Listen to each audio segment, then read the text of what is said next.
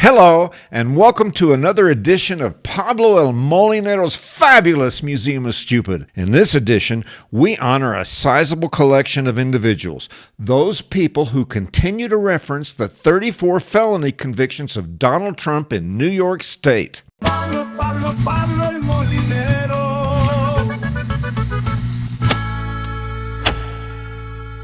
But Pablo, why do those people get to be in the Museum of Stupid? Wasn't Trump convicted of those 34 felonies? Well, yes, that is true. But the basis for those convictions was so flimsy, and the misconduct and conflict of interest by Judge Juan Merchan was so egregious that it is laughable to keep pointing at those convictions as a motive for dismissing every other element of Trump's presidency. The charges of falsifying business records, which typically are considered a misdemeanor according to New York state law, were based on a federal law known as the Federal Election Campaign Act. You don't prosecute federal law in a state court. Prosecutors somehow managed to bump the charges to felony status in New York. In any case, the statute of limitations had run out on both the federal campaign violation and the state law for falsifying business records. Judge Merchan's daughter, Lauren Merchan, is the president of a digital consulting firm called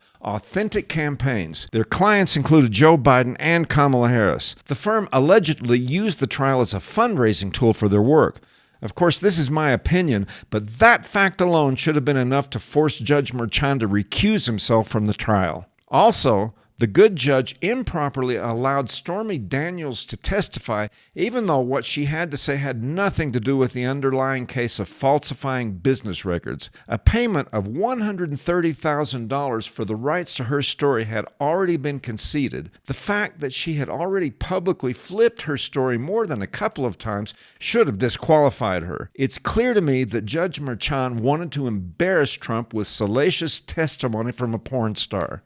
Honestly, before the trial, I believed her story that Trump did what she said. But after thinking about it, I am convinced that she's lying. Stormy Daniels was an adult movie actress who famously did not practice safe sex with her male co-stars, even though the use of condoms was the industry norm at the time due to the situation with the HIV epidemic. Donald Trump is famously known to be a germaphobe.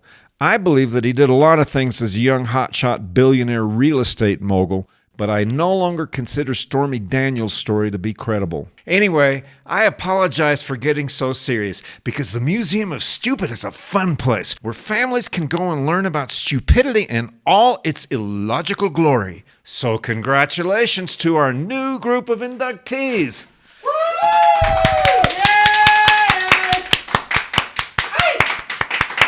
I really want to point out how the museum is expanding our understanding of the science of stupid. The people who keep bringing up our president's felony convictions fall into two categories: dishonest ideologues who are somehow convinced that the charges are legitimate, and stupid people who are ignorant about the case and are happy to simply parrot the story that they have heard over and over from the first group.